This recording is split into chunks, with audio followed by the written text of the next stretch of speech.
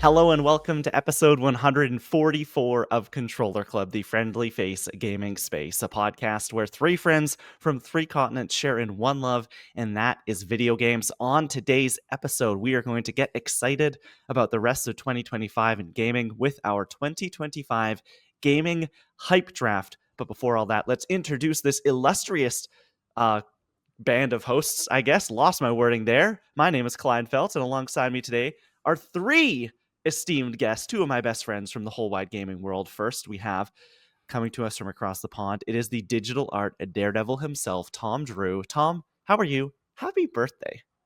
Thank you very much, Klein. Yeah, it is my birthday. It's a birthday podcast. What would I rather be doing than recording a podcast on my birthday? Like, this is just like the dream, honestly. So happy to be here. I showed the others before we started recording. If you're listening to the audio version, you have to go to the YouTube version to see this. But wearing my Jeff the Land Shark t-shirt that I got gifted to me for my birthday, so that's all well and good. So feeling good going into this podcast today. It's a great feeling. Excellent. Next up, it is journalist extraordinaire back home on Canadian soil, the Australian abroad, aka the Canadian in training, Lauren Rouse. Lauren, how's it going? How are things? Are you fully recovered? I am kind of recovered from the con cold that I got with you at Fan Expo. I know you were sick last week as well. Did it hit you as hard as it hit me? I don't think so. I have like a curse where whenever I travel, I will get sick, which, exposure to people, but we were exposed to a lot of people at the convention. So I think it hit me hard like for a brief amount of time and then I was kind of okay. It is strange to be coming home to Canada though, when like it's my first trip going overseas and then not going home to Australia. So yeah, I suppose Canada's feeling more like home every day. A little easier to get home to Canada from Europe than it is to That go is all the true. way back to Australia. Just an 8-hour flight, not a Yeah. 16-hour business. And next up, a very special guest joining us live from the, I guess, Greater Toronto area. I don't know specifically where. It is gaming editor at MobileSyrup, Brad Shankar. Brad, how are you? How are things? And welcome to the show. I'm great. Thank you for having me. I'm excited to do this. You guys kindly had me on last year. Lauren wasn't there for that one. Now it's the whole gang here. So I feel like this is a proper episode, full episode, official episode for me to do. So I'm excited. I was going to say, not technically your Controller Club debut, but Brad was on last year for our Final Fantasy VII Rebirth spoiler cast. So maybe you didn't play the game, you missed out on that. Maybe you just finished the game, you can go back and listen to that. But Brad is super knowledgeable in all things gaming, writing each and every day over at Canada's biggest tech website, correct? MobileSyrup, is that the tagline?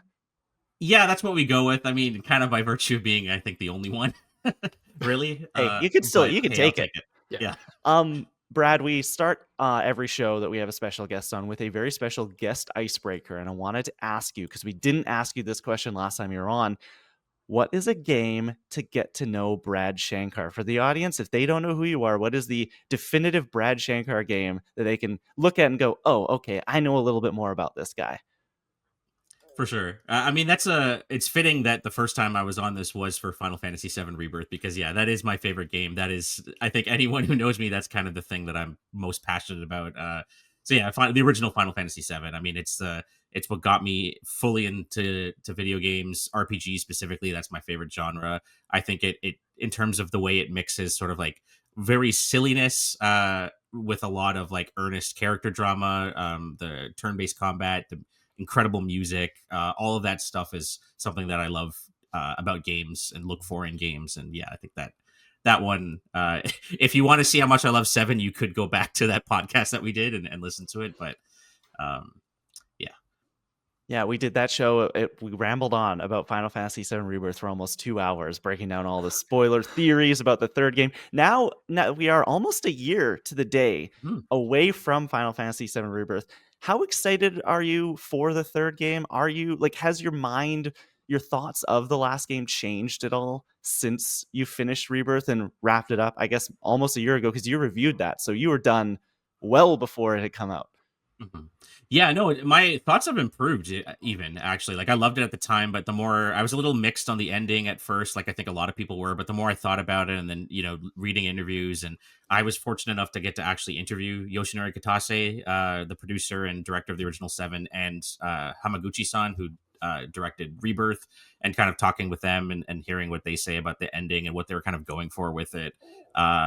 I like it a lot more than I already did, which I think is saying something. I still have my issues with it, and we have to see how they stick the landing with part 3, which is probably 3 years away or whatever. But I'm a lot more excited than I was, and I already was really excited. So. Tom's excited. Tom is smiling. He wants Yeah. more of that dog music. That's all he wants. Literally, that's all I've been thinking about as we've been talking about this. I'm like, that just lives rent free in my head forever. That's enough of some old games. Let's talk about new games. Let's talk about 2025 games, because you are here for our 2025 gaming hype draft. Basically, what we're going to do here today is I know we're a couple months into 2025, but there's still plenty of games to talk about here left in the year. We want to talk about the things that we are most excited about coming up here over the next, I guess, 9 months, 8 months and change. And it's going to be a lot of fun. How it's going to work is we are going to each draft a team of 5 things, not all games. We have different categories. We have a AAA category, an indie category, and any other 2025 game. So that can be really anything.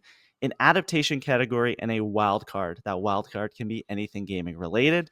You can select these in any order, but you need to fill each category by the end of the draft. And then also, as usual, it's a snake draft. And once a game has been picked, even if there's category crossover, it can't be like, you can't choose it for anything else. So say if we were doing this last year and Lauren's like, I'm going to pick Final Fantasy VII as my AAA, I can't go and pick it as my wild card or whatever. Before we actually get to drafting, I wanted to ask you, here we are a couple months in to 2025.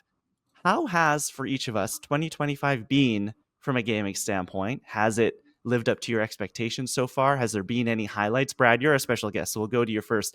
How has 2025 for you been in the world of video games? And has there been anything that has really, like, is there anything right now that you're going, I think by the end of the year, this will be in my top 10 or in my top 5? Yeah, I think it's interesting because for me, I mean, there were a lot of great games last year, and it was for the first time ever, MobileSyrup, we were on the jury for the Game Awards, and I'm kind of the only one who handles games, so I kind of played a lot of games last year, so I'll admit I'm a little burnt out going into the start of the year, so I haven't played a whole lot other than what I've kind of needed to for work, and even then, still not that much of each of those games, so I'll be honest, there's still a lot of games I have to catch up on, like Avowed, I got right before I went to Japan, so I kind of fell off it. Kingdom Come Deliverance, I know I would really like based on everything I've heard, but I haven't really gotten a chance to touch it. So for me, the first 2 months, there's been a lot of like cool things like those games, and Monster Hunter Wilds is something I need to spend more time with. But I think for me, it's mostly just waiting for Shadows, Assassin's Creed Shadows. That's kind of the big one. I've done a lot of coverage on that, and I did just get a review code, so I'm excited to kind of dig into that later today. And but yeah, so the first 2 months, to be honest, were kind of just recovery. I'm just kind of watching a lot of movies instead, obviously keeping up with the games, but was a little burnt out after last year, so it was nice to kind of relax the last couple of months. Yeah, it has felt that the ball has only really started to get rolling, kind of the end of February into March. Now we are just right through the year, it seems. We're going to keep hitting beats all the way, and then we'll be back at the end of the year at the Game Awards again with Brad exhausted as he ever was. Tom, we'll go to you. How are you feeling here about 2025 so far? Have you jumped on anything new this year, or has it been a lot of jumping into the backlog? Yeah, well, this is the thing. I've really not touched much from 2025's offerings so far. I'm similar to Brad, I guess. Like, I played a lot leading up to the end of the year, and I'm just kind of like, oh, all I can sustain is Marvel Rivals, and that's about it. And that's really like the only game that's consistently getting like updated, like that I have been playing. There has been stuff that has piqued my interest, like Monster Hunter Wilds, like Brad mentioned, like that. It always happens where a Monster Hunter game comes out, I'm like, maybe this is the one that I'll finally pick up and try. And by all accounts, it looks like really fun. I just haven't bitten the bullet yet, but it could be the one. Maybe this is the one finally. But yeah, I just feel like for me, sitting here at the moment, I am kind of like just biding my time, waiting to see what the rest of the year has to offer before I kind of get committed to certain types of games, like because like Monster Hunter is like such a big commitment, or like the new Yakuza game looks like a big like sprawling thing. So really just holding out for the Switch 2 at this point, and just seeing what that has to offer, and then I can kind of like, okay, I can plan what I want to get to, and then this year will feel a lot more like more planned out, I guess, in my brain. Lauren, what about you? How has 2025 been defined so far for you in the world of gaming? I think personally, I haven't played similarly to the others too much because I think particularly our new game plus this year, which we played Okami for 2 months, which I adore, but also just drained me dramatically, and I didn't have much time for anything else. That being said, I might save my full thoughts for the end of the pod, but I did play something this past week that is a new release that I was very excited for, and I do think is living up to the hype. It's called Split Fiction. It's a co-op game from the studio Hazelight Studios, I think, and they made It Takes Two. We've talked about it on the show. It was in my hype draft, my fantasy critic draft, and from what I've played of it so far, which is just a few hours, it's just phenomenal. It is so much fun, and I'm thinking about it all the time. So I think that is definitely, if we had done this draft last week before it came out, it would probably be on the list somewhere. So far that's been a really great start. But like, there are so many things that have come out that I'm like, oh my gosh, I want to play that. I want to play I want to play Lost Records, Bloom and Rage. I want to play something else that I've forgotten. But anyway, it's been a great start to the year already. So I know we're doing this draft a little bit later in the year, but it's worth, I think, shouting out how great it's already been, how great 2025 has already been. Yeah, just look at our fantasy critic league right now. It is like we are separated by 2 points, Lauren, you and I, because there has been crazy, amazing reviewed games that have come out, including Avowed being one of them, and Split Fiction being another. Other things like Civilization 7 have come out and done fairly well. Like there, Monster Hunter Wilds out there and doing super well. Like it's been a great start to the year so far. I don't think I've played a new 2025 game yet this year, but I think it's going to happen soon. I do want to try Monster Hunter Wilds. I'm just like, I am neck deep in Metaphor Refantasia right now. Like I can't do anything else because that is a consuming game. But I'm looking forward to Assassin's Creed Shadows. Like I think that now we're really going to start, and even things coming out that aren't from 2025 but are new to, not necessarily new to me that I have played them, but like I'm excited to re-jump into Forza Horizon 5 when it comes to PlayStation, and I'm excited to give Indiana Jones a try in a couple, I guess maybe weeks, we don't really know, in April, when that comes. So I think that 2025 is really shaping up to be a great year. Right now I just haven't taken the dive into anything like super new. Okay, let's do it. Let's get into the draft. I have selected a draft order and will reveal it one by one. Thank you, wheelofnames.com. We have picking first overall in the 2025 hype draft. It is the birthday boy himself, Tom Drew. Happy birthday, Tom. Hey. Wow. Next up will be our esteemed special guest, Brad Shankar, at number 2. Number 3, my mouse is being funky. There we go. Number 3 will be me, Klein. And number 4 at the turn will be Lauren Rouse. Okay? Everything is set. You can pick anything in any category at any time. Tom, if you want to go wild card right from the start, be my guest. Go right ahead. Just as long as everything is filled at the very end. Let's get into it. Tom Drew with the first overall pick. What is happening? Where are we going? Oh, yeah, this is daunting because like this kind of sets the tone for the rest of this thing, right? This could make or I break your draft. Yeah, this could destroy me. And I think we're playing to the death, obviously. yeah. So whoever like loses, yeah, will die. So this is a lot of pressure. Wow. I'm going to say, with all that aside, I think I'm going to go Pokemon. I'm going to say Pokemon Legends ZA right now, Wow. and like Okay. maybe that is the Pokemon like I don't know, rose tinted glasses right now that I'm kind of in, but I the more I think about Legends ZA, the more I get excited for it. Someone pointed out that after the trailer came out, that the combat is very similar to Xenoblade, where you have like different arts in that game that you use as you kind of like going around enemies, and it's all in real time. And that's very much what you see in Legends ZA, like you're using moves and timing them against your opponent. So that got me even more excited because I love the combat in Xenoblade. To see like a spin on that in Pokemon, I think is like really exciting. But yeah, I don't know. I love Mega Evolution. I love the fact that that's back. Obviously, I love that this is like a pseudo sequel to X and Y. Um, I don't know. I'm a sucker for Pokemon. What can I say? So I'm just really excited for this, and I I'm just itching to see more. I've it's this is the game that I've been just thinking about constantly. So yeah, I think that's where I'm gonna go here. Interesting. A game I notoriously counterpicked in our fantasy critic this year. Yeah. So it wouldn't have been my number one overall pick. I'm excited for you, Tom. I'm happy for you. Anyone have any Pokemon thoughts? Brad, before we came on, just full disclosure, you said you haven't played a Pokemon game in 15 years. So is this the one? Are you jumping in? I should probably amend that to I played a little bit of Pokemon Let's Go, Okay. but the last one that I put significant time in was the remakes, Omega Ruby, Alpha Sapphire. So I guess that's 11 years Okay. from now. Yeah. Probably not, to be honest. It's just I think Pokemon was very much something like when I was younger that I really loved, and then once I got exposed to other kinds of JRPGs like Final Fantasy, Persona, those kind of appeal to me more. So like I appreciate that they're trying to do some different things with Pokemon lately, but yeah, I don't unless they like come out and show uh another one that's like made for the ground up for Switch 2 and it's like super mind blowing. I might try check that out just on from like a technical perspective, but otherwise I'll probably just skip it.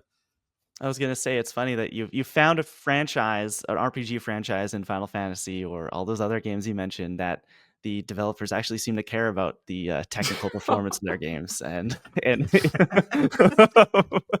you moved on. Lauren, Pokemon Legends today, you're excited. I know you are.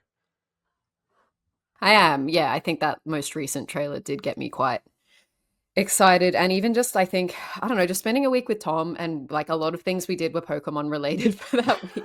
I'm just like feel reinvested in Pokemon for some reason.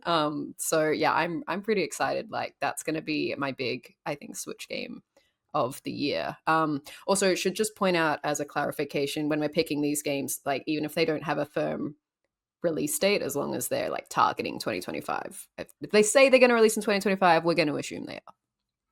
Mhm. Yeah. Okay, Yeah. Brad, you have the second pick. Take it away. I'm gonna go with AAA slash first party game, South of Midnight. I'm really looking forward to that. That's from a studio in Canada, Montreal based Compulsion Games. I had the lucky opportunity to get to go to the studio and speak to a bunch of the developers a couple months ago, and I think everything that I'm seeing from the game looks really promising. I think the honestly the biggest thing for me is knowing that it's just like an 8 to 10 hour sort of action adventure experience is just really appealing to me. Is with so many games being so long nowadays, it's just daunting to me. I kind of love that this is just a really from the looks of it, a really nice, well crafted sort of adventure. You know, I really love it from the representation standpoint, like a game set in like the deep south of America with like rooted in that sort of folklore and mythology. I think is really fascinating. Knowing that Ahmed Best, Jar Jar Binks himself, is like a key player and like he's directing like all the motion capture and everything. Like it's just from a visual perspective, it already is stunning with like the stop motion, and then just knowing he's kind of like the OG motion capture guy himself, getting to kind of spearhead all that. And yeah, it looks a lot of fun. I mean, I think the only thing that I'm a little hesitant is that that studio hasn't necessarily proven themselves with like an amazing game so far yet. Like their last two games, Contrast and We Happy Few, were really good from like a world building perspective, but the sort of gameplay and story maybe didn't live up to everything. So this could very well be not a particularly great game, but I think it's a very promising one, especially with everything else that's going on and from like a first party perspective from all the publishers. This looks really unique, and I'm really rooting for it. So Have you gotten hands on yet? Did you go to the studio for preview? yeah, we saw. Oh, I think the demo that people got to play recently, we just saw hands off. So it was more or less the same kind of experience. I think they just maybe got a hands on for a bit longer for it. But yeah, I actually haven't gotten to play it yet. Yeah, it's exciting. It's coming soon. The magic words they said this last round of previews was 8 to 12 hours. And it's like that. Some people will look at that and they'll scoff, but as somebody who tries to play as many things as they can, that is perfect. Just Yeah, chef's that's kiss. ideal. Yeah, and it's not like a it's AAA, I guess, in the sense that it is like Xbox owned, but they're actually like a mid-sized developer. Like they're only like I believe 60 odd people, I think is what they said when we were there. So it's like it's not by no means like a hundreds of people like another Xbox studio. So it's kind of 8 to 10 hours or 8 to 12 hours feels really manageable and right, I think, for that size and scope of the game. So. Mm-hmm. Yeah. Okay. Anything else south of midnight? Anyone? Well, I was just gonna say we talked about technical performance with Pokemon and like how it leaves a lot to be desired. But like with South of Midnight, yeah, everything just looks so beautiful and like I love that how they've just taken the art direction and the use of just the frame rate, like playing around with that. It is. I mean, a lot of people made the comparison. It's very Spider-Verse, and like I just love the idea of like playing that kind of animation style in like a game and seeing that come to life. So yeah, I'm really excited for this. I think it's gonna be great. Yeah, I'm with you too, Brad. I think this is one of my most anticipated games of the year. I reckon I'll play day one if I can. I actually quite liked We Happy Few, and so I've been interested to see like what the studio does next, particularly because this is so different. Like with the Sure. world building, I agree. It's like they've got a trajectory there, but to sort of go into this style of gameplay, I'm just so interested to see how they handle it. Absolutely. Okay, it is my pick now. I could be really mean, but I'm not going to. She's got the shirt on and everything, so I'll leave it here. I am going to take. Can't believe it's still here. Grand Theft Auto 6. Come on, guys. Come on. Like, it's gonna be I don't like believe it's coming this year. you I don't don't believe believe it's it's coming this. It says no. 2025. They continue It to tell does. people 2025. I feel like if it wasn't, it would be a bigger financial deal for Take-Two than they're making it out to be. But who knows? We'll see. It right now, as we record this podcast on March 9th, 2025, it's coming in 2025. So that's where I'm putting it. It's gonna be huge. I know I don't know. It's the cool thing to hate on Grand Theft Auto because it is just like so big and it is the biggest gaming franchise I think going, one of the biggest like entertainment franchises in the world. But I love these games, and I'm really looking forward to getting another one. I have full faith that Rockstar can strike lightning again and make this thing magical. So I'm excited. I think we get another trailer soon, although I've been saying that for over a year. No, that's a great pick. I mean, every game is a cultural phenomenon when they releases because if it does come out this year, it'll be 12 years since the last one. And I think for me, I'm really interested to see what they do with the story. Like, I think to your point, it's popular to hate on GTA, but those games are very well written, like from a satire perspective.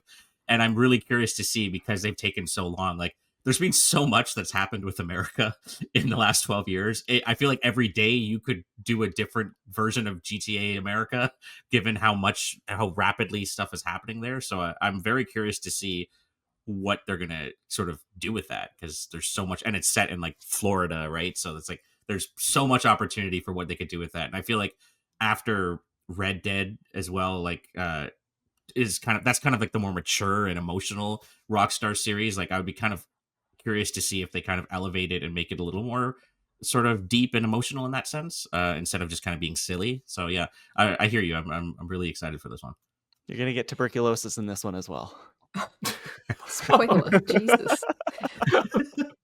I can't believe it's been 12 years. That still blows my mind. That's 3 presidents. Like the cultural shifts that America has been through since the last GTA, like they could do some very interesting things. I think like this will be my first GTA game unless we end up playing 5 before. Which we might, or I might play 5 if I end up having 3 months available before this one comes out.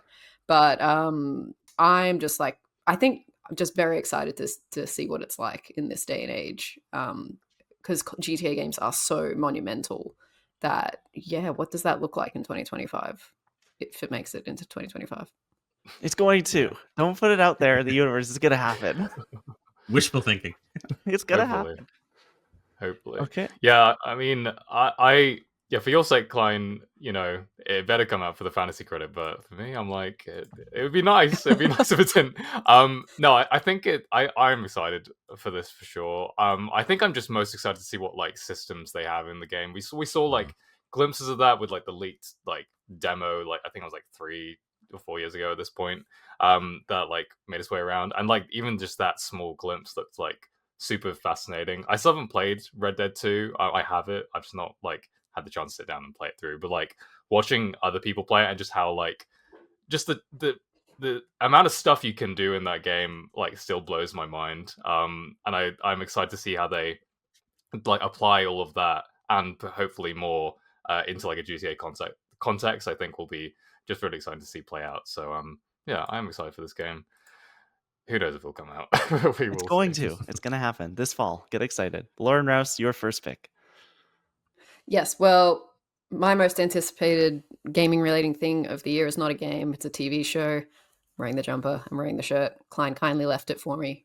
Last of Us Season 2 is my big video game TV show movie of the year. We're not talking about news this week, but there was a new trailer for the show just yesterday, I think, and it just looks phenomenal. Like, I am already just like so ingrained in just like the theorizing and like putting all the pieces together, and it just makes me so excited. Like, I just honestly, it's taking up so much of my brain, and I just can't wait to see how they bring like Naughty Dog's second like more difficult game to life on screen. And already they're changing some things, and I'm just like, I can't wait to recapture that feeling of when season 1 came out. And we'll be reviewing it here on the show, but like just like talking about they changed this and how it invokes those feelings that you had the first time playing the game, just seeing it in a different medium. So super hyped for it.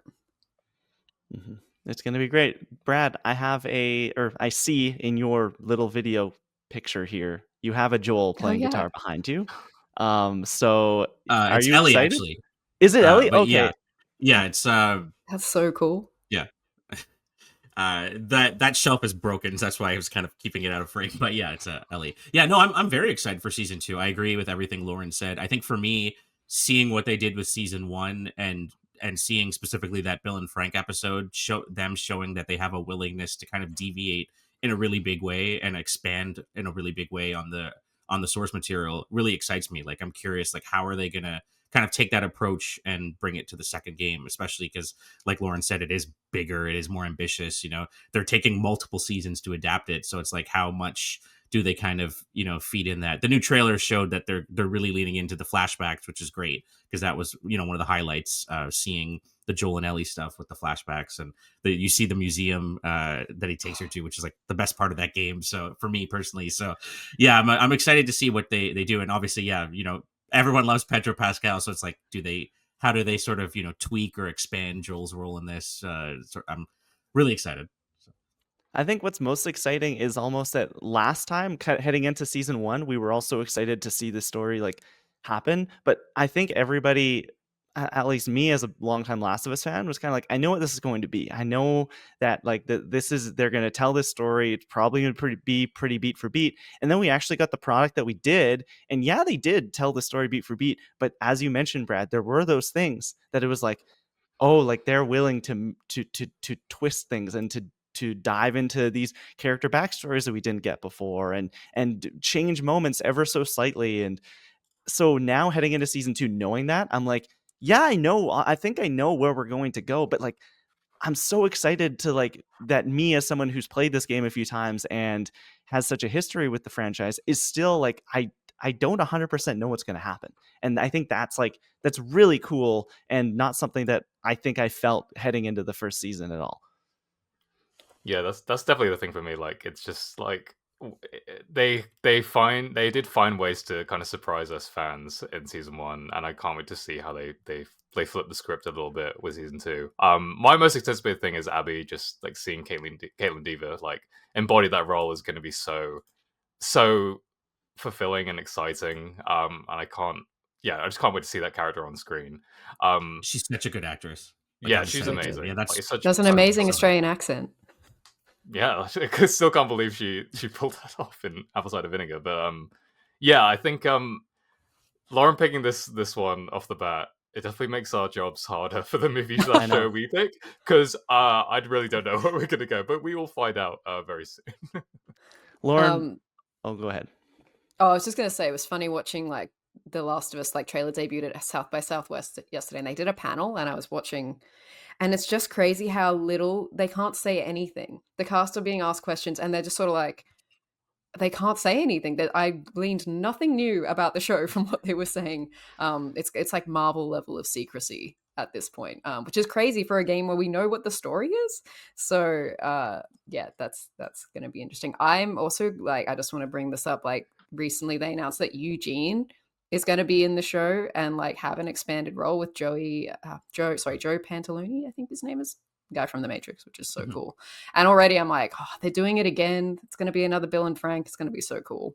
Or even like having Catherine O'Hara like play Joel's therapist. Like that's a really interesting way to sort of, dig into his psyche and unpack how he's feeling after the events of the first season. So yeah, I agree with you 100%.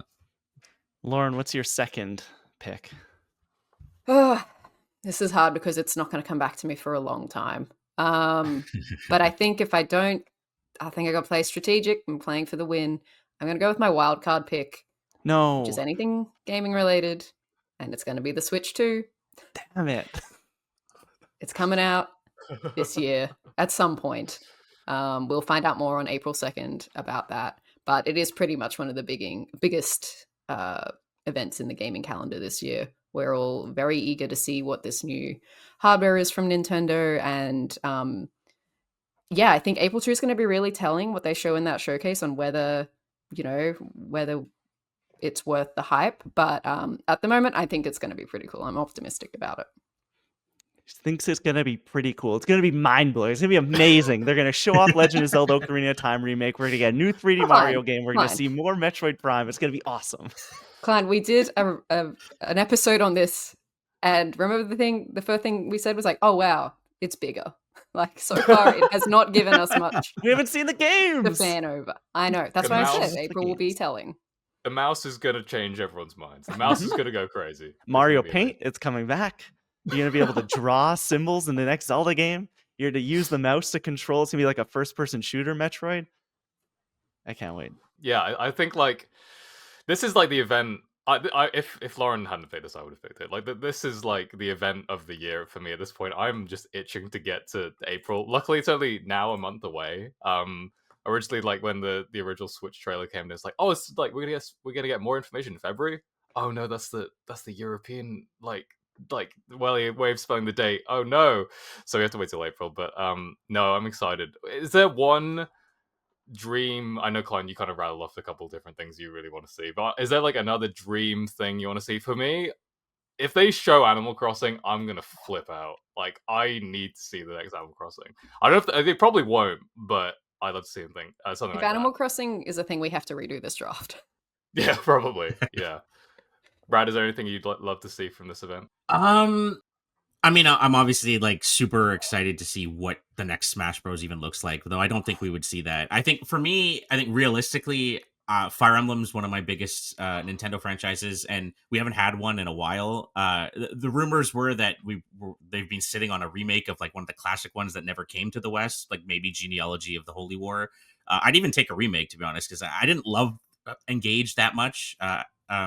That was 2023, I think. So yeah, it's been 2 years. So yeah, I either whether it's a remake or a brand new one, I would be really happy with that. Give me GameCube Virtual Console. Let's make it happen. I mean, that would be it's over if they do that. That'd be amazing. If they show that little purple cube and Super Smash Bros. Melee running on this thing, I don't need another Smash Bros. I don't need games. Just let me take my GameCube library with me. Oh my goodness. Yeah, that'd be crazy. Like if they did that. I mean, Melee. The fact that Melee's never just like, come back because of how popular that game is. To see like some official support for that community in 2025 would be like mind blowing.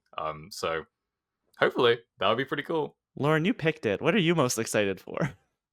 I think Animal Crossing. If they did that, that would be an instant buy. But I also, I just want more like hardware power. I think like that, or like a nice screen. Like I have the OLED Switch, so it's already really nice. But if they can like make 4K output, I don't know. Some of those things, technical things, would be like quite a good sell for me. Okay, now it's to me with my second pick, and I'm gonna pick something, and I might get protested, but I'm gonna do it anyways. So let me know how we all feel about this.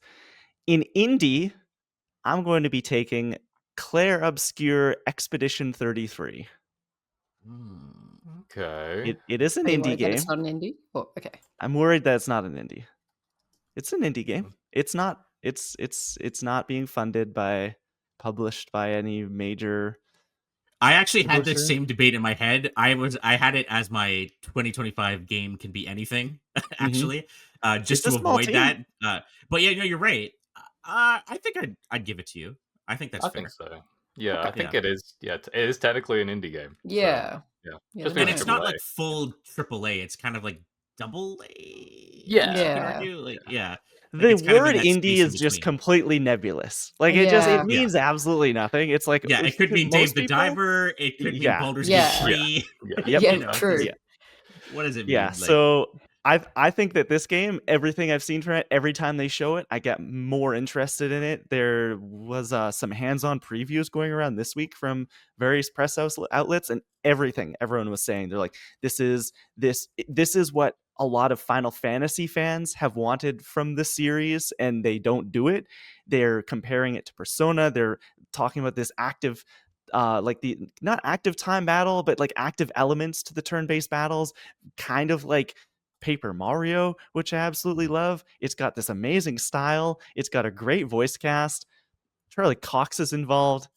Like It's cool. I think this game looks incredible.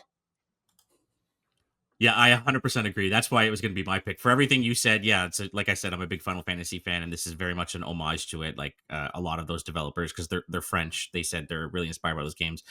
And having Charlie Cox be the main character, Ben Starr from Final Fantasy 16 is the villain, Andy Serkis is in there, Jennifer English, who is Shadowheart from Baldur's Gate 3. Like these are all some of my favorite things ever, and just having that like stat cast from it, and even just like the overworld, like it kind of harkens back to like the classic Final Fantasies where it was an open world, but obviously due to the like hardware limitations, it wasn't super massive or anything, and it feels more manageable because we were talking about games being so massive. I kind of like the idea that you have that overworld to kind of create that sense of you're going on this grand adventure, but it's not going to be like 100-hour open world RPG sort of thing. So yeah, 20 to I 30 can't wait. hours. That's the number they Yes, keep throwing around. 20 to 30 that's the sweet hours. Like spot. that's That's how yes, like that's how perfect. long the PS1 like Final Fantasy games were, 20 to 30 hours, which is perfect. That's like the perfect sweet spot for me. So I'm with you. I can't wait. yeah. This game looks good. This game looks really good. Like, I remember when the one of the trailers, like, when we reacted to it, I was like kind of blown away by like the ability to play as like these crazy different like styles of characters. You obviously have like a main trio, like or main kind of cast of characters, but then you have like these weird monsters you can play as. Like in Final Fantasy VII Rebirth, we've been talking about this a lot this episode, but which makes sense. But I love the characters like Kate Sith or Red 13 that like play very differently to your typical like humanoid characters. So I like that this is kind of like taking that and expanding like on these kind of weird and wacky styles of gameplay. So I just want to see how deep that is. But yeah, I'm very curious about this game. Like turns out, and yeah, the previews are very promising. So yeah, I think this is a really good pick.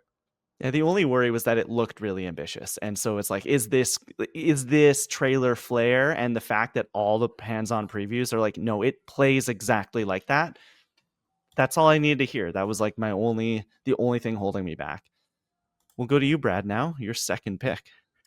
Yeah, I didn't think you'd actually pick that. That's why I didn't go for it right away, because that was one of my choices. So Oh now I have to no. think of something else. But no, that's okay. I'll go with an adaptation. Actually, I figured either Klein or Lauren would go with The Last of Us, so I was trying to rack my head, and I think I'm going to go with Devil May Cry on Oh, Netflix. Nice. I think that's from Adi Shankar, no relation to me. He's did Castlevania. He did like the Captain Laserhawk Ubisoft show. Like, so he's got a proven track record of bringing video game adaptations to life. And I think, other than the weird like Limp Bizkit opening, I think I'm he's into the it. exact kind of person. I'm into the Limp He's Bizkit opening. I would be if there wasn't already like great music from Devil May Cry that they could have just adapted. Even like Devil Trigger or like Bury the Light or something like that they could have brought. But I mean that's not a big issue, of course. I think he's got such a great handle on those sorts of adaptations and that sort of like badass kind of tone he's going to bring to it. I think, and an anime is like the perfect thing for Devil May Cry because that sort of very flashy, combo driven, over the top action wouldn't really work in live action. But like an anime, you can just lean into it really hard. It's going to be a little interesting getting used to Johnny Young Bosch voicing Dante, because he's the voice of Nero in those games, who's not Dante. But other than that, yeah, no, I'm super stoked for it. I think it's going to be good. And Netflix has a pretty good track record in general with those, animated video game adaptations. So I'm hyped for it. And that's coming out in April, so less than a month from now. So April's such a huge month for like video game adaptations. I think they're all coming out in April, which is crazy. But you're so right. Like if there was ever a like animated series video game adaptation that like deserves that format, it is Devil May Cry. Like the character designs are just gonna look so good. Like and people are just gonna obsess over them, and the music and the style is gonna be great. I might even watch it. So there you go. Tom, this category is looking really thin now. It's so tough. Can't wait for one of It's you to so take tough. Minecraft.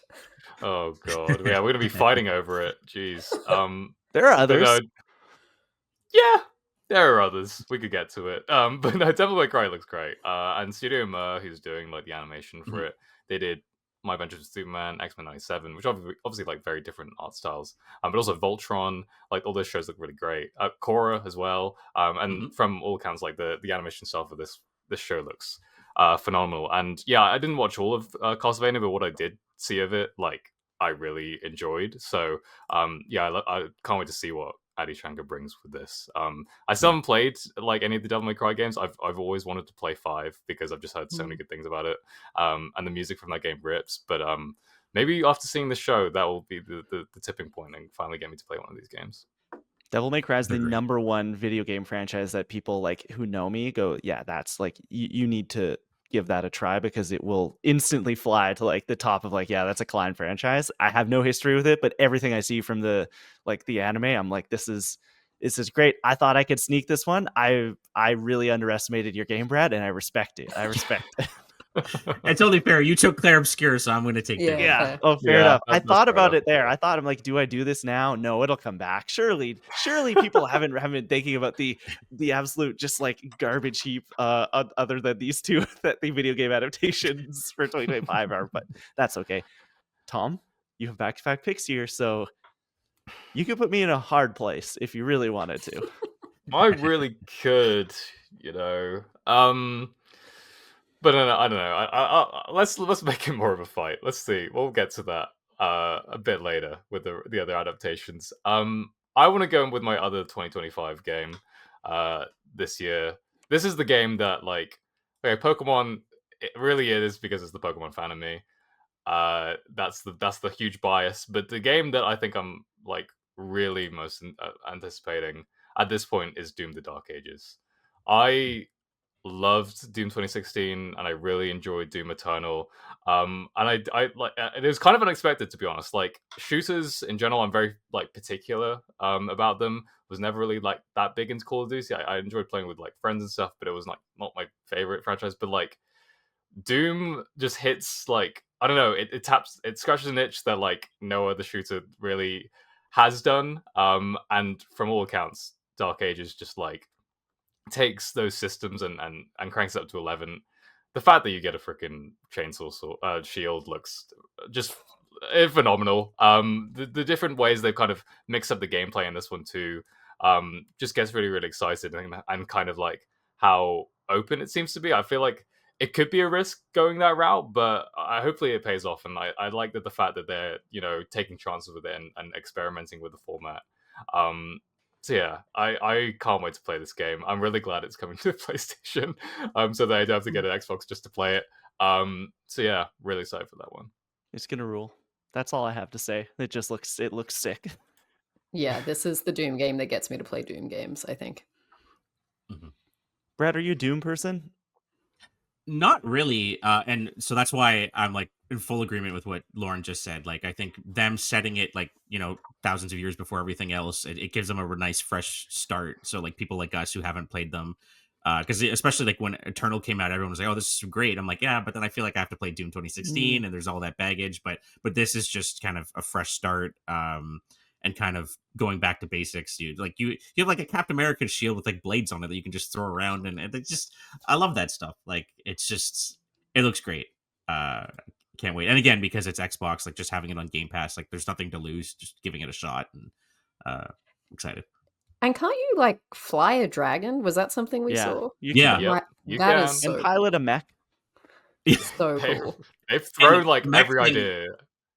And the mech thing I'm especially excited for because like the creative director on those games was like one of the lead artists on Pacific Rim. So like this Oof. guy knows mechs. Oh.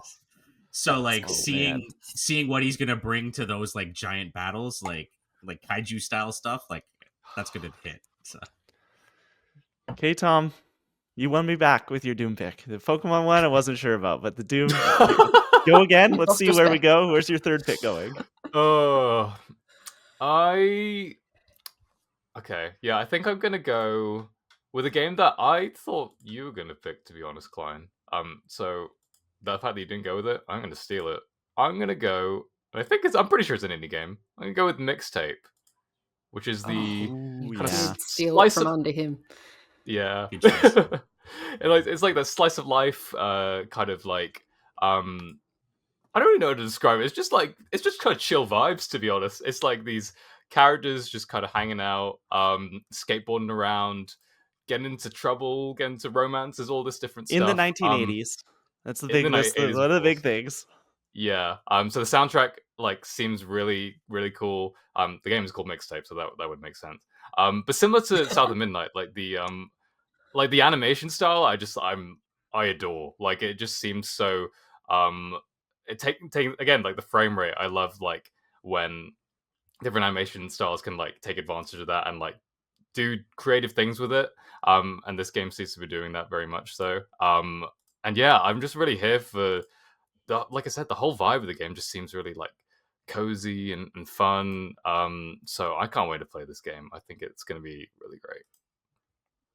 You did take it from under my nose. I was like, I'm really excited about this game, but I don't know if it's just like the middling Lost Records reviews and conversation. Like I'm just like, is the narrative adventure game over? Like have we gone past that?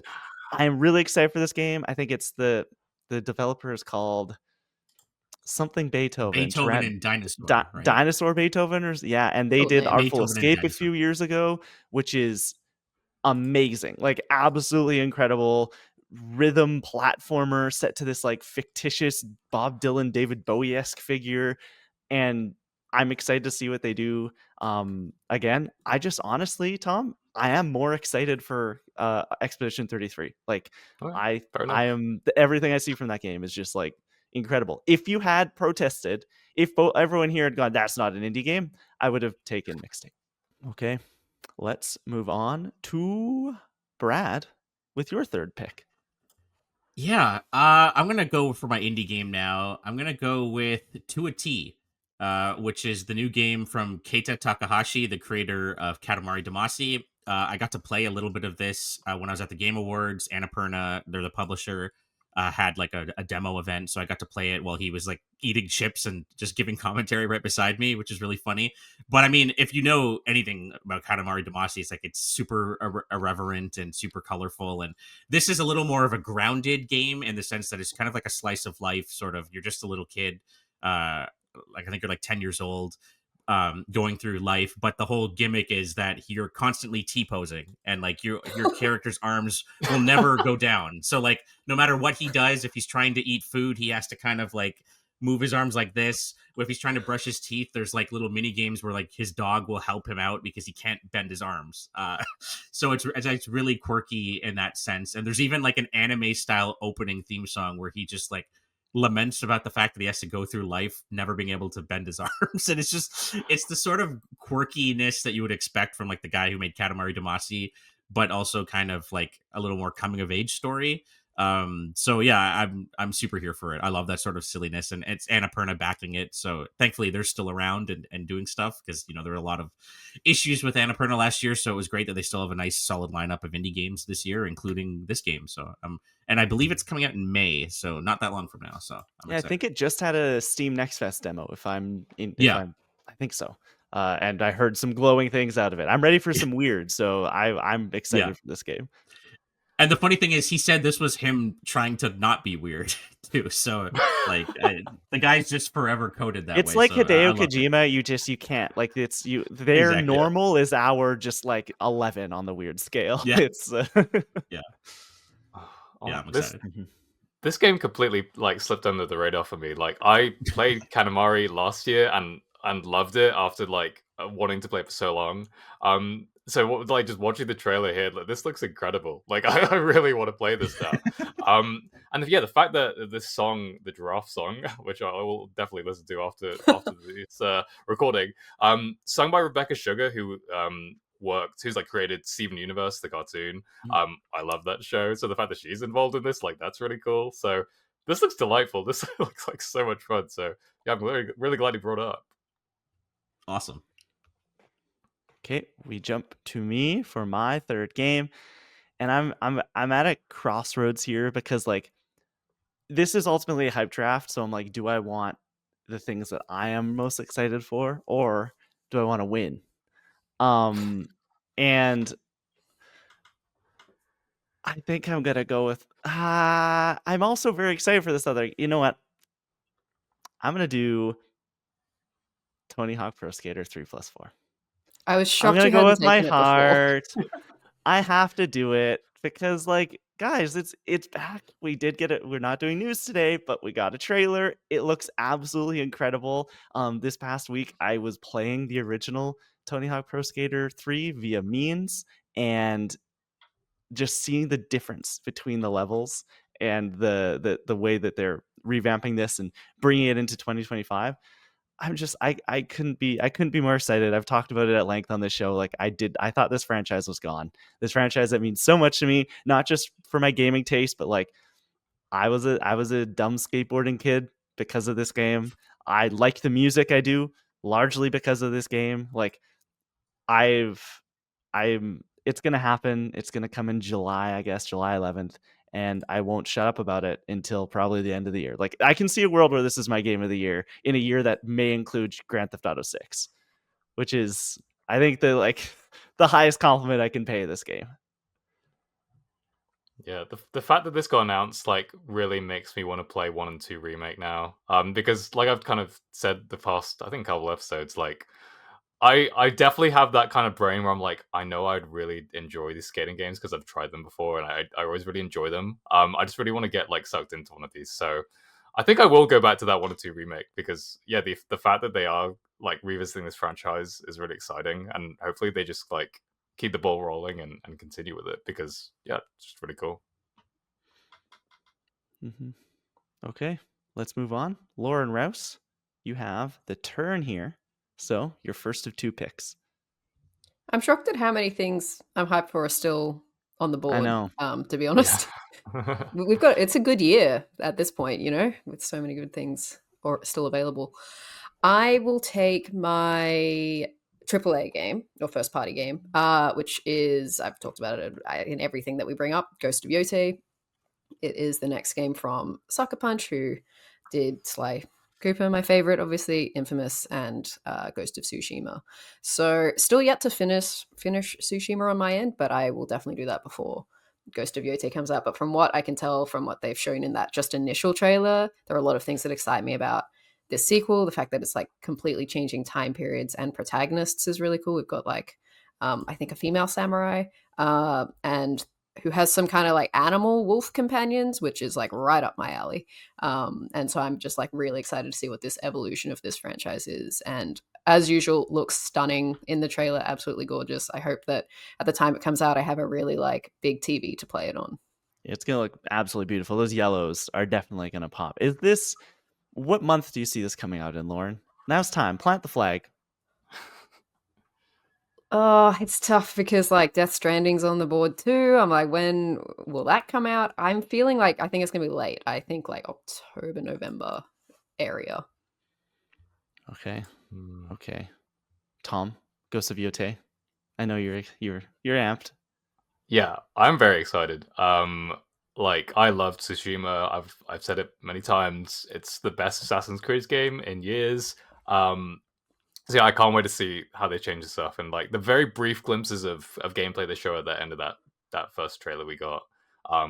Looks super exciting. And yeah, I really do like the idea of this being like an anthology series of being able to just like do different ghosts essentially. I think it's really smart. If I had to plant a flag in the date, I think I feel September for some reason. I feel like they're gonna start to steer clear of Of what, GTA, Tom? which would probably be There we go. yeah, if that comes this year, Supposedly. of course, supposedly, allegedly. But yeah, September just feels like a good time. They've launched games around that time before, so that's where I'm leaning. So yeah, I think that makes sense. Yeah, this is the big PlayStation game of the year. Brad, have you played Tsushima? Is this something that's on your radar?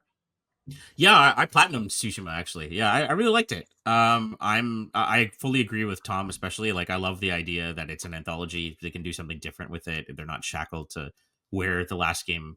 Not spoiling anything, how that ends. They can just kind of go completely start fresh. Yeah, and I'm curious. They've had Tsushima was 2020, so they've had 5 years to sort of cook and how they'll advance that. And we've had a lot of like sort of samurai slash action games in that time since. So like, how do they advance the combat? How do they advance the sort of open world design? I'm really curious and really looking forward to it. We're getting another one in 2 weeks. Like Mm. Yeah. we're getting like this. It seems crazy that for literally decades at this point that people have been begging that games like these go to Japan. We're going to be getting 2 finally Assassin's Creed's going there in Shadows, and then we're getting this in the matter of it will be months. Like it's Mhm. just absolutely wild. Lauren, what's your your penultimate pick here? So yeah, you can feel free to maybe veto me here, but I'm gonna go with my indie game, which is gonna be Hades 2. The only reason you might veto me is that it doesn't specifically like have a 2025 release date, but everything that I've read like says it's targeting 2025. So I mean, it came in early access last year. We can probably assume it will be the full game at the end of this year. I But was debating about this and then another game that I guess could still get picked. And I was wondering how we would feel about it. I'm okay with it. I think it is 20 like I think it's a 2025 game, but Yeah, I think I'm one so. person. I feel like they're just based on the trajectory of like Hades' beta and now and when that game came out, I feel like 2025 just makes sense, even though just they've not fully confirmed it. mm, I would be kind of shocked if it does kind of slip into 2026. So I'm willing to give it to you, Lauren. I'm willing to give it to you. They're waiting to announce the release dates because they're going to say it's day one Switch 2. That's the thing. yeah, we could Yeah, know within a month. yeah. So That's true. yeah. Brad, are you going to file a formal protest? No, I think sure. I think it's a good pick. Okay. It's a fair pick. Yeah, It's in I'm there. been Hades excited 2. about this since it was in early access, but I have been like told myself to wait until the full game comes out. So, yeah, very keen. I know that you played a bit of it, Klein, and said it was phenomenal. Yeah, it's really good. I played it right at the early access launch. I played like 6 hours and was like, I am putting this down because I would like to go back because they've added so much. But after that initial impression, I will wait to eat my dessert later. It'll be there when it is ready. Because I didn't when I played it, it felt finished, and the fact that they are adding more blows my mind. There are whole other mechanics that I didn't even get to in that initial play, the initial session of play. I'm very excited for Hades 2. I think it is this year. It's going to come to Switch 2 day one. Lauren, you have one more pick. We'll get to that later. We jump to me. I'm interested to see what Tom does when it goes back to him. So I'm leaving this one open. I'm going wild card. And I'm picking.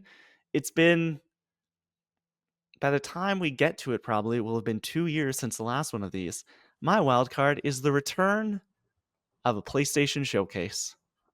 We will get a PlayStation Showcase in 2025. It hasn't been confirmed, but it's gonna happen, right? Like, right? I I mean, think no, I yeah. think they need one. I think especially with all of the sort of the image issues they've had with all the live service flops lately and cancellations, I think they need a showcase to sort of remind people that hey, we have stuff coming out beyond what you already know about and it's not just live service stuff. So, no, I think that's a great call. especially what they don't want to succeed, seed to the Switch too. Like they're going to want to try to steal some of that thunder as well. So they don't want this to just be Nintendo's year. So yeah, I could see that happening maybe in like the summertime or something. I was worried this would get protested. No, I think it's a good They'll pick, do honestly. something.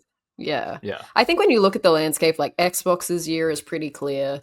Nintendo's year will be clear pretty soon.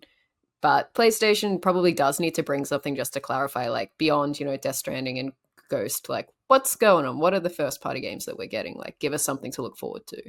And something significant, not a state of play. Like I'm talking like the Mhm. showcase branding. It'll be 90 minutes. We're gonna get some meaningful, like, I'm not gonna say it's gonna happen there, but like I wouldn't be surprised if we got intergalactic something, like whether that's gameplay or something like that. Like there will be significant updates on PlayStation's first party and games coming to PS5. It's been so long. The last one was September 2023. And there's two big live service games they still need to talk about: Fair Game $, which is a terrible name, Yep. and Marathon from Bungie. And I think a lot of Yeah. people have all eyes on those because PlayStation. That's assuming those games are still happening, Brad. Yeah, no, that's the thing, right? Yeah, we need an update on them, whether they're happening or not, right? Like we need to hear Yeah. something about it. So it's we'll see. I hope Fair Game $, happens. I feel bad that Jade Raymond, she's really talented and has done a lot of great stuff in the industry, but hasn't been able to release a game in like 10 years. Well, she wasn't she was at Stadia. Stadia's Yeah. big buy, and then after that went down. Yeah. So she needs a win. Yeah, hopefully this does happen because like kind of like Brad was kind of saying, like, yeah, we have had these like live service cancellations. Like, what do we have to look forward to at this point? I do have a feeling like if they do like a PlayStation showcase, they'll show some stuff like your Intergalactics, maybe Fair Game $, maybe some other stuff. But I feel like because they've been working on those other live service games and those aren't happening anymore, they probably are like scrambling and kind of like, okay, we have to like start on these other like projects and see what we can work on. So I have a feeling they'll like dip back into some of those franchises where they might not have all their ducks in a row necessarily, but like just showing a logo at this point, they'll pull an Elder Scrolls 6 and be like, guys, don't worry, this franchise is stopping. Maybe maybe this is time. They're like, Sly Cooper, it's coming back, but we're just going to show you a logo. That's going to be the franchise that's going to save them. Sly Cooper, just the logo. After the Astrobot, like a platform, Look how well it's done. They could use another one. So I feel like it could be time. Okay.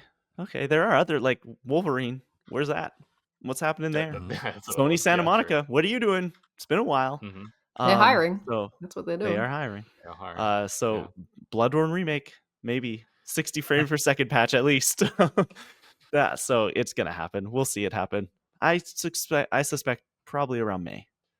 Like, right before that E3 time would have been. They'll jump out in front of everyone. Get ahead of the Switch too. Okay, Brad, your second to last pick.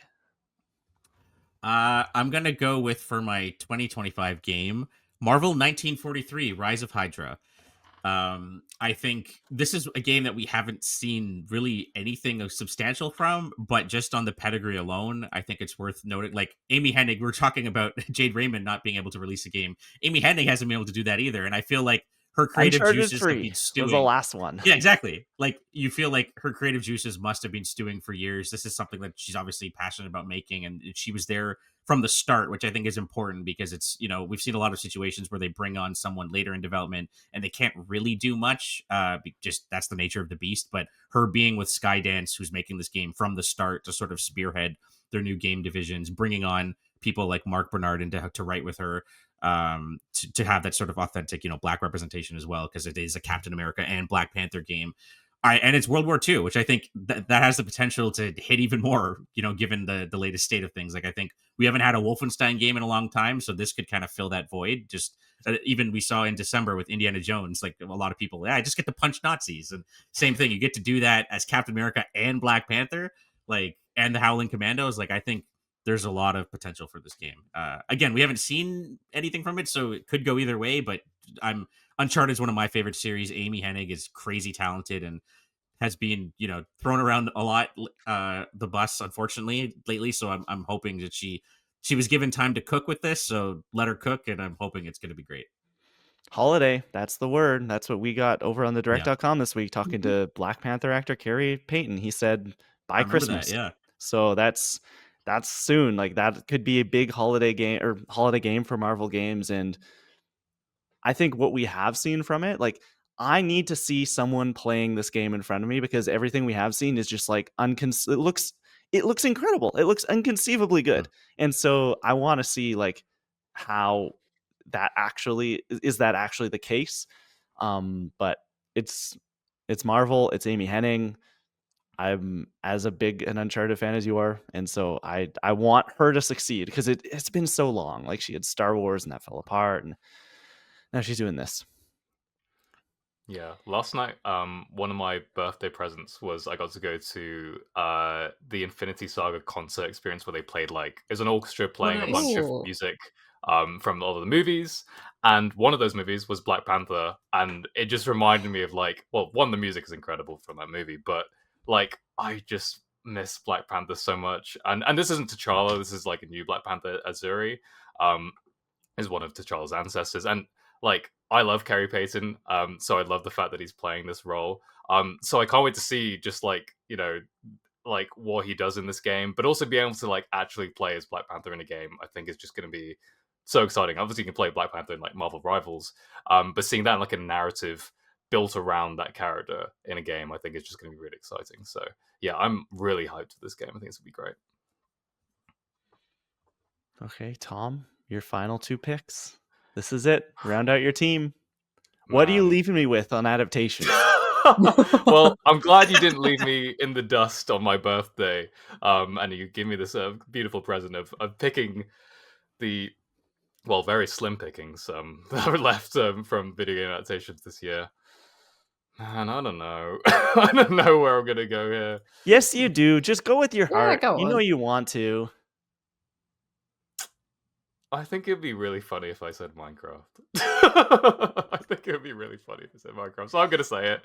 I don't Okay. know. Look, people have been dissenting on this movie. And like, look, it don't look great. It does not look great, but I'll say I thought the second trailer looked a little bit better than the first one. I think it might surprise people. I don't know. I think like Didn't there you is bet on this? some. You like I bet on did. it being good, didn't you? In our Yeah, predictions? and Yep. maybe that's why I'm picking it again here. I have faith in the movie. I don't know. This might blow up in my face, but I don't know. I like Minecraft. Like I saw it like a compilation of like it was a compilation of all the trailer bits where Jack Black just says like a thing from Minecraft, like Ender Pearl or Nether Portal and stuff like that. And I don't know, like got me a little bit excited. I'm not gonna lie. Look, ultimately the movie's probably still be bad, but I don't know. Could be at least a bit of fun, right? Right. Well, to your point, there's different ways it could spin out. Like I could see it being like not a good adaptation of Minecraft, but maybe like a okay comedy, like just a Yeah. passable. Because it's like it's from the guy who did Napoleon Dynamite, I so like it's that like that's the Exactly. bar. Yeah. The bar is it could be a bad adaptation, but it could be an okay comedy. I mean, I'm just trying to be realistic. I think it's That's fair enough. That's fair enough. I mean, I don't feel like anyone involved has ever even played Minecraft, so I don't know. I don't think The it's going to be a Napoleon good Dynamite adaptation. call out is something that I do think is getting lost in this. Like there is Yeah. some pedigree behind this film. Yeah, that's why I Exactly. think it could not be a terrible comedy, right? Like if you go in as just the average person, maybe not like a kid who loves the game or anyone else and just wants like a stupid comedy to watch, on a matinee Tuesday or whatever, like it might not be bad. So yeah, I mean, you know, Mhm. I'm hoping for your sake, Tom, for your picks. It would be my ultimate birthday present that this movie is actually like a 10 out of 10. That would be the best birthday 10 present out of ever. 10. Yeah, Not just like that'd be, okay, not just can you passable. imagine? Yeah, like well, yeah, It I can't mean, be worse than Borderlands, right? exactly. Can Exactly. it? Oh, I oh hope no. not. I don't know. I don't think the Minecraft movie will be good, at least by our standards, but I do think it will be insanely successful. I think Yes. it's going to make so much money. Yeah. Yeah, And really that's all that matters for Hollywood, right? So That's Mhm. yeah, right. that's a exactly. good point. Yeah. This will be the most successful video game adaptation of 2025. I can guarantee you that. Yeah. I think so. Okay, sure. Financially, I don't. Okay, I don't know if The Last of Us Season 2 is bringing in billions of dollars for Max. We'll see. Okay, We'll see. Tom, this is your wild card's all that's left. So get wild. Yeah. As you could tell from the stuff that I picked, this has just been stuff for me, really. I don't know if I'm playing for the win in this one. And that continues with my wild card. Um, so I'm gonna pick, and this is kind of specific, I guess, but just like I've been playing a lot of Marvel Rivals, as I've mentioned many times on the podcast. I'm wearing a Marvel Rivals shirt. I'm my wildcard pick is the addition of Jean Grey and Emma Frost into Marvel Rivals. I love the X-Men so much, and I've talked about it on the show, and I just can't wait to see more X-Men representation. It's similar to the Fantastic Four. They added the Fantastic Four to Marvel Rivals, and people have just like realized how cool they are. It's the same with like with Squirrel Girl or Jeff the Landshark who's on my shirt. Like these characters are being brought back into the forefront again, and people are realizing like, oh my god, Marvel is cool again, and getting hyped for like Fantastic Four, like the movie. And I hope that this kind of snowball effects and like people can discover these characters and be like, oh, these are actually really cool. I want to find out more about them, read the comics or watch like the cartoons or watch or get excited for like the movies when they come to the movies and stuff. So just seeing more X-Men representation. Obviously, like we don't have like much info on my boy Cyclops, so I'm not going to pick that here. I don't think it's going to come out this year, but by all accounts, Jean Grey and Emma Frost are going to come out this year. I feel like, so that's my big thing. Maybe that's in season 2, which is coming up after April, I think. But yeah, I'll. I guess I'll never shut up about Marvel Rivals at this point, but I'm just really excited to see them. I was waiting. I was ready for you to do the like Marvel Rivals character reveal trailers the same way that if it was a Smash year, I would say Smash character reveal trailers, because it is that it's that feeling of not 100% knowing, and then you get it and it's like, oh, like yes, like the leaks are right. Jean Grey is coming. Exactly. Yeah, because it was like, yeah, there's the same thing with the Fantastic Four that we had leaks, we knew they were coming, but then they were like, all 4 of them are coming in season 1. It's like, holy shit, that's like insane. So I hope it's the same thing with it. Like that, yeah, that you're right. Like that hype cycle is kind of like living on in Rivals at the moment. So I hope that continues, and I hope Nintendo can take the baton back as well. Maybe we'll get more of those like character reveals for another Smash game at some point down the road. But yeah. Okay, Brad, your last pick of the day. Yeah. So just to clarify, when we're talking wild card, like it can be anything you so want. Like it doesn't. So it could be like a leaked game, or it could be like a rumored thing, or anything. Yeah. Okay. Yeah. There's a lot of ways I could go with this. We already have a couple Marvel things, so I don't know if I want to pick another Marvel thing. Is it maybe bumping elbows with Jeff Keighley at the Game Awards again? You know, whining and dining with the rich and famous. I've only met him once. Oh, okay. Our Canadian king, Markham, Ontario.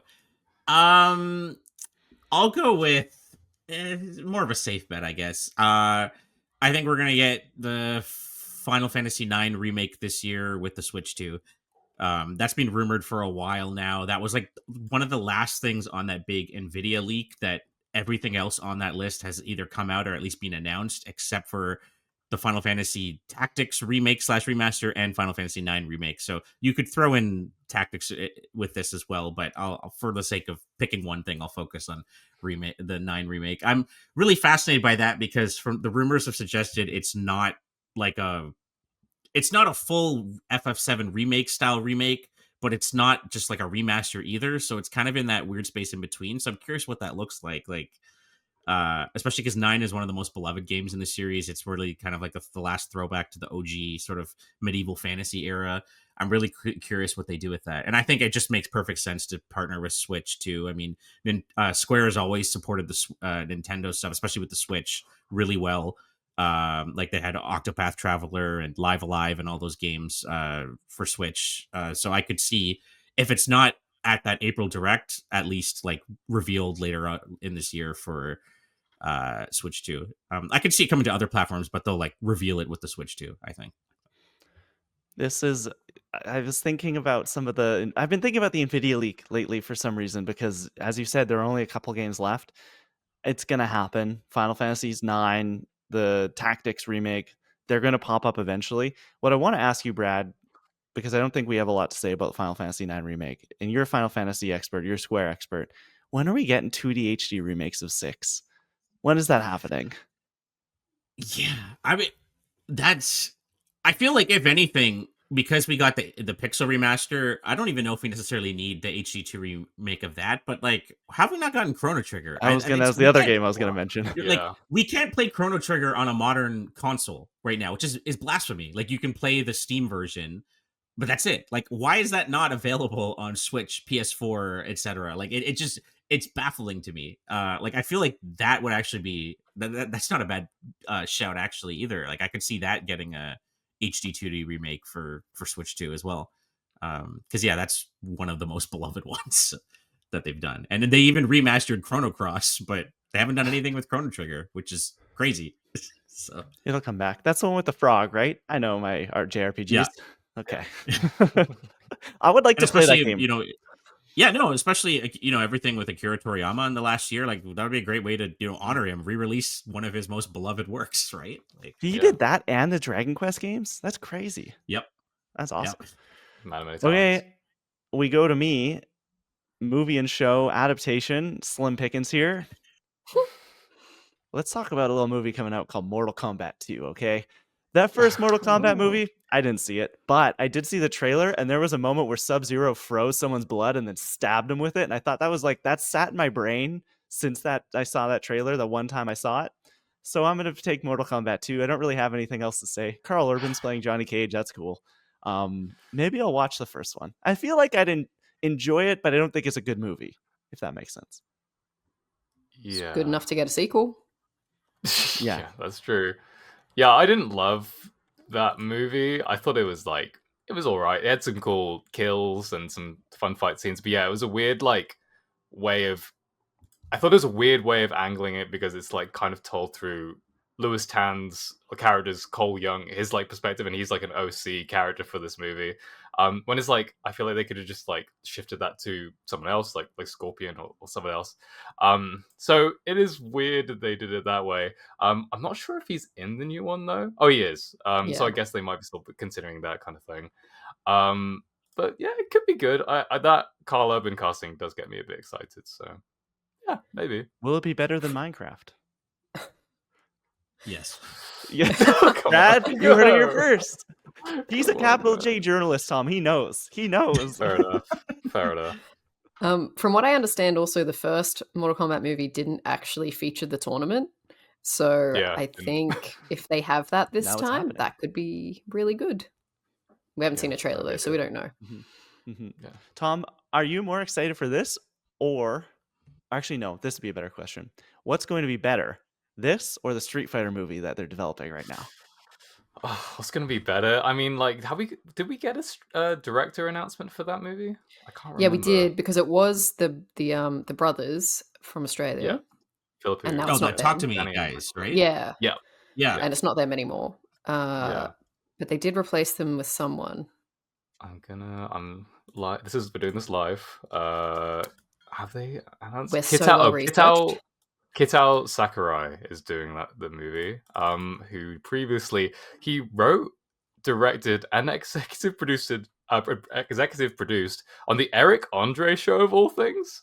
Hell yeah! I don't know Let's go. how much of that you guys That's seen, pedigree. but there's some there's some action in it sometimes. There's some. No, I rescind the question because we know it's going to be better. Exactly. Yeah, So I think it is.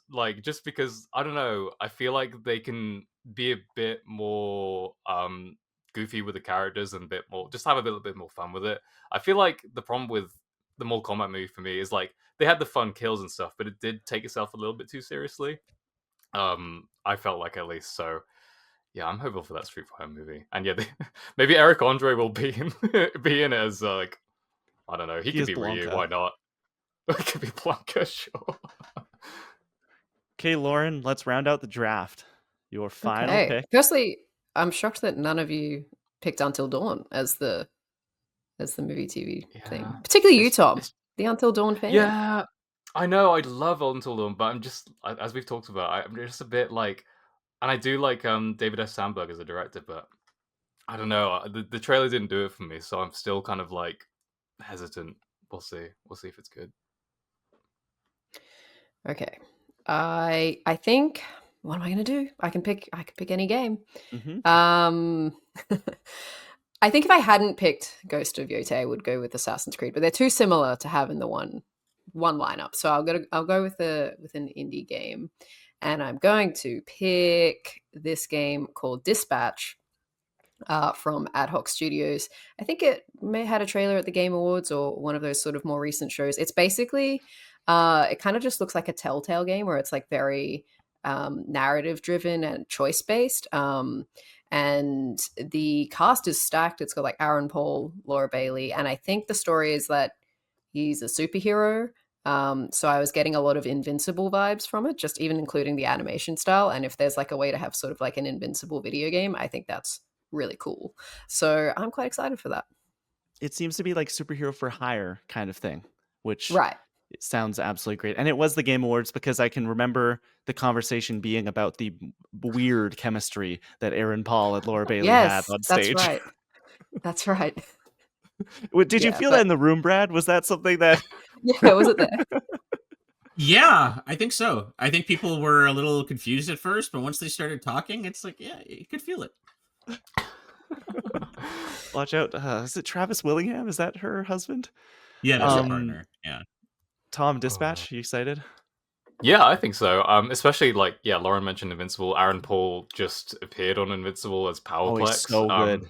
And was amazing, yeah, in that role. So I obviously love him from Breaking Bad and that sort of stuff. But yeah, to see him actually do like a proper voice role in that, like, gives me a lot of hope for what he does here. So yeah, I'm excited for this. I think it looks like a lot of fun. The animation style, like Lauren's saying, like, it looks pretty cool. So I think I'll check it out when it comes out. Okay, that is it. That's our 2025 gaming hype draft. Let's run through the teams here very quickly. Tom, give us your team. Yeah, so my AAA first party game was Pokemon Legends ZA. My indie was Mixtape. My other 2025 game was Doom the Dark Ages. My adaptation was Minecraft. And my wildcard was Jean Grey and Emma Frost coming to Marvel Rivals. And Brad, your team. My AAA was South of Midnight. Indie to a T. General 2025 game 1943 Rise of Rise of Hydra. My hype draft was Final Fantasy IX remake on Switch 2, and my adaptation was Devil May Cry on Netflix. I had in AAA GTA 6, in indie Claire Obscure Expedition 33, and my other 2025 game was Tony Hawk Pro Skater 3+4. Movie or show, I had Mortal Kombat 2, and my wildcard, I had the return of the PlayStation Showcase. And I had for my first party game Ghost of Yotei. My indie is Hades 2. My other 2025 game is Dispatch. Movie and show is The Last of Us Season 2. My wildcard is the release of the Nintendo Switch 2. Okay, I'm surprised. The thing I was debating when I did the Tony Hawk, the other one, I was wondering, was Metroid Prime 4. Didn't get picked today at all. That's interesting. I'm very excited for that. I was thinking of Prime and then Mario Kart. Nobody went for that either. Yeah. So yeah. So I guess we don't have a 2025 release date for that, so it's like tricky to know. Mm-hmm. It's going to be 2025 though. Did anyone else have any ones that they didn't get to say? I was going to throw out the that raccoon game, Tanuki Pond Summer, was on my list. Oh yes. Oh The yeah. little raccoon mailman, keen for that. And there was also a game called Date Everything, which I've just learned about kind of recently. Yeah. That looks fun. Yeah. That you can like date like chairs and curtains and things. The Steam early access, they had a demo for that game, and yes, you can date everything. It's so cool. Absolutely fantastic. The only I was gonna say Skate 4, but I wasn't gonna do Tony Hawk and Skate 4.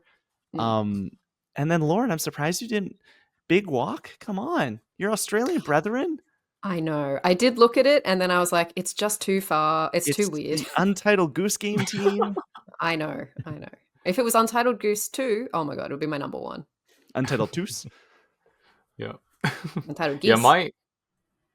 Yeah, multiple geese would be fun. Yeah, my honorable mentions are, well, I would have gone Silk Song, but you never know with Silk Song at this point. Like, who knows? But yeah, the other one I want to shout out is Metal Gear Solid Delta. Just looks great. Like every trailer I see, like looks goofy and fun. Managed to capture the vibe of the original so well. So yeah, I'm really excited for that game. One of the wild cards I had written down was the continued reaction to Xbox's changing PlayStation 5 strategy, because it's going to happen this year. We're going to get a Halo word at some point this year, and people are going to have a meltdown. Yeah. Okay, that's it. Our 2025 gaming hype draft. You can let us know what you thought about that over on social media. Now, let's get into what we've been playing before we get out of here. Anything of note, Brad? You obviously just said you received Assassin's Creed Shadow, so you can't talk about that at all. But have you been playing anything over the last little while that you can shout out here on the show? Yeah. Like I was saying, I've been in a little bit of a burnout period with games, so I haven't been diving too heavily into everything. I mean, I need to play more of Monster Hunter Wilds and write about it at some point. The last game that I finished in the last like several weeks was Final Fantasy X. I was actually replaying that for the first time since high school because that's one of my favorite Final Fantasy games. And then I went to a Final Fantasy concert, so I'm excited to once things slow down to play Final Fantasy X too because I never actually played it back in the day. I think I was kind of a stupid teenager and like, oh, it's so girly with the pop star stuff. But then like as I've like gotten older and kind of evaluated it, I'm like, no, there's actually some really cool stuff with the gameplay and the story that they did in it that I just never got to experience because I was just a stupid teenager. So I'm excited to finally give it a shot and down the line. When I don't know because the next couple of months are pretty busy, but yeah, a pretty predictable answer for me, Final Fantasy related. 10 is Titus and Blitzball and lots of like Yes. paradise vibes, right? Yeah. Yeah, okay. Yeah, I like that. I haven't finished that one, but I've started 10 before. Tom, have you been playing It's anything long. exciting? So yeah, the only game I've really been playing other than Marvel Rivals, which I won't talk about too much right now, is Prince of Persia: The Lost Crown, which is the game that I'm playing for our Hindsight New Game Plus. I won't talk about it much I won't talk about it too much here, just because we'll talk about it like at the end of the month. But it's a good game. Good game so far. I did want to just shout out that for my birthday again. It is my birthday. I'll bring it up because it's the birthday podcast. I did get Paper Mario: The Thousand Year Door Oh, on nice. Switch, so I'm excited to play this because I never played it before. I've never played a Paper Mario game, and this apparently is a very good one. So yeah, very excited to play that. I'm glad I got that for my birthday. I'm excited for you to play that game. There's a lot of stuff in there that I'm excited to hear your thoughts on, but that it's very like un-Nintendo in the way that we know Yeah, Nintendo now. heard. Yeah, I'm it's excited. very good. Lauren, what about you? Anything exciting? Well, Split Fiction. Like I teed up at the beginning of the show, I've just started Split Fiction. I did have a love-hate relationship moment with it because it's an EA game, and if I haven't talked about it on the show before, I lost access to my EA account a million years ago because I signed up when I was like 10 and deleted that email, and since have never been able to log in again. So there was a moment where I was like, I actually can't play the game because you can't play it without being online, and you can't be online without an EA account. So I was about to get very angry. So I just signed up for a new PlayStation account and played it that way. But I should not have had to do that, EA. So please change that. The game, however, is delightful. If you don't know the story, it's like you play as two writers. One is a fantasy writer, one's a sci-fi writer, and they just kind of go through each other's stories. And it's just like the variation in gameplay is just so fun, and the puzzles and how you work them out together is like really amazing. I just played the level which is in the trailer where you play as pigs and sausages. It's just insane, but so fun. So yeah, highly recommend this one. You have to play with another person, so grab a friend and play through it because it is like really, really fun. But yes, I will continue to go on that journey over the next few weeks. The only other thing I was going to quickly shout out, because I don't know if we can call this a game, but Tom, it's your birthday. I downloaded Pokemon TCG Pocket and I'm in on that now. No way. That's crazy. Have you got any good pulls? I don't know. There are Were any of sometimes. them were they shiny? Yeah. Sometimes. I don't know. Okay, None of them cool. excited me. But yeah, I'll show you what I've got later. Yeah, we'll compare off pod. We'll compare. Okay, Yeah. cool. excited. Awesome. For Go split ahead. for Split Fiction, sorry, how hard would you say it is compared to It Takes Two? Because I've heard kind of mixed things about that. I actually haven't played It Takes Two. I did want to before I Okay. started, but then I like didn't have time. So I actually am like very inspired to go and play It Takes Two after Mm. this one once it's Okay, done. yeah. But No, the only reason I ask is because I played It Takes Two. That was like the first full year of COVID, so we were locked down and we couldn't go anywhere. So I played it with my mom actually, and she actually got through the whole thing. She had some trouble, but I was very proud of her. And I actually ran into Luis Fares at the Game Awards, and I told him that, and he was like so psyched because he actually said that like he didn't think a partner or like a parent or family member that doesn't play games would be able to do it, and she actually did it. So that was pretty cool. So I was just curious because I've heard some people say Split Fiction is a little harder. Some people have said it's about the same level of difficulty because I think that would be kind of make for a fun story if I tackled Split Fiction with her. you should. I know some people who are Yeah. playing with their parents. I'm finding it quite accessible. There's a couple of things where I'm like, why can't we figure this out? But then you talk to your Sure. friend and you figure it out together, and it's quite fun. So yeah, I think it's great to like work through those problems together, even if you haven't, if you're like the Yeah. person you're playing with isn't that well versed in gameplay. Cool. Yeah. No, I'm super stoked for it. I think it has like a 91 on Metacritic, and I've heard nothing but glowing praise from you and other people. So I'm excited. So I know good. it's got a 91 because Lauren has it in her Fantasy Critic, and it's God, like you're just clock watching, aren't you? one of my games, Civilization 7, for some reason went down 2 points the other day, and now I'm behind by 2, and it's just it's Aw. close. It's too close. That's okay. GTA 6 is coming out. You'll be It's fine. coming, right? Yeah, it's gonna get 100, and it'll be great. This week for me, other than metaphor, just more metaphor. I'm back on that Street Fighter 6 grind, Tom. Tekken has taken a back seat. I re-downloaded Street Fighter this week, and I figured out again, this is all new. My fighting game journey is just beginning. I figured out that when you get a character that you actually like not enjoy playing, but are actually good at playing, the game's a lot more fun. I was Yeah. only playing Ken in Street Fighter 6 for a long time, and I'm like, I like this, but he's really slow. Surely every other character can't be this slow. And I never did anything about it. I just continued to be Ken. And then this week, I was playing against someone who is a Cammy, and I was like, she's really fast. I'm gonna try it. Turns out I'm really good with Cammy, and I'm like really enjoying myself, and I'm like having a lot of fun with Street Fighter again. And I have a new gaming love as well. Has anyone here ever played Picross or like seen Picross? This is a Nintendo, I think, developed puzzle game going back to like the SNES, and there's hundreds of them. There's like 9 of them on Switch. And they're basically like they're kind of like a Sudoku that you make these like you check off boxes and make these little pictures. And they added the original Game Boy one to Nintendo Switch Online this week. And I just needed something while we were watching TV to start playing. And I love Sudoku, but have never been able to figure out this kind of game because every version I've seen before or had access to for free was in Japanese. So I couldn't, it didn't explain the rules super well.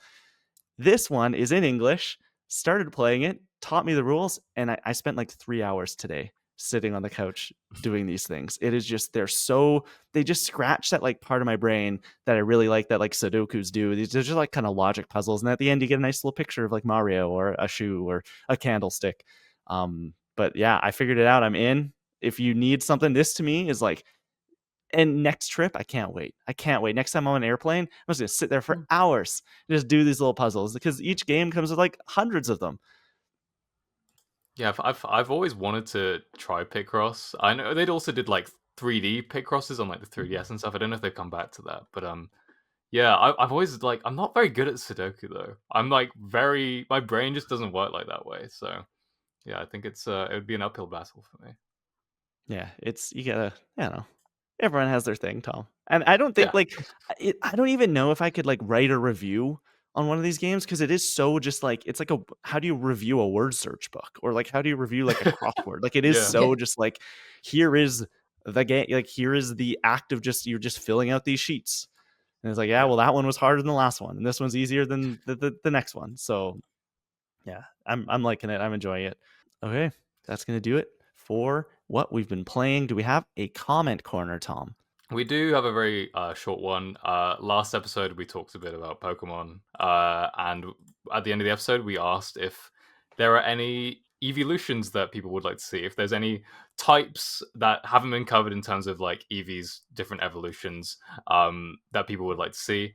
We got one comment here from Ryan Cortero from Agents of Fandom, and he said, I'd be curious to see what a flying or fighting type Eevee would look like, whether it has wings or be standing on 2 legs. It'd be a drastic design change. Yeah, I think that'd be like to just kind of go like crazy with Eevee, because every single evolution is they have the differences, but they all kind of fit the same mold in terms of they all have 4 legs. Sylveon has some like ribbons and stuff, but having like an Eevee on its hind legs would be kind of crazy, I think. But Brad, we posed the question to the others last episode. Is there a type in your mind that you'd like to see, like an evolution of Eevee, potentially in the future at all?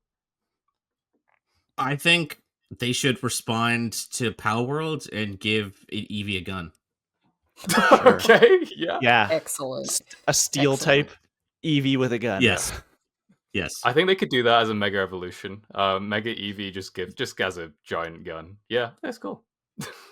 It's just regular I'm here for Eevee it. holding an AK. Like, that's Yeah, all it that's is. it. That's the thing. Yeah. Wow. Okay.